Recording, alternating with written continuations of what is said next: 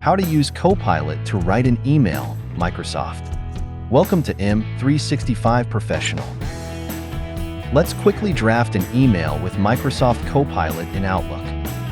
With a mail open, select Copilot Draft with Copilot. Maybe we'll want to start a conversation with relatives about a get-together.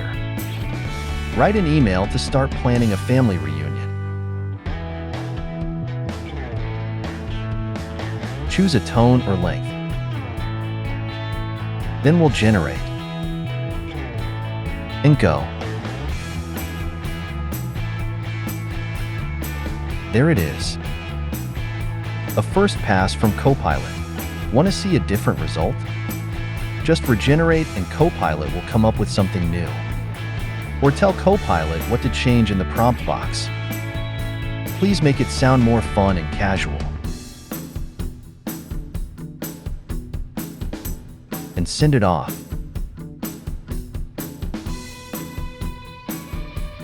When you're happy with the result, select Keep It.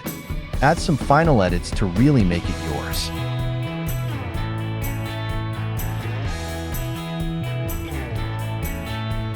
And this email's ready to send.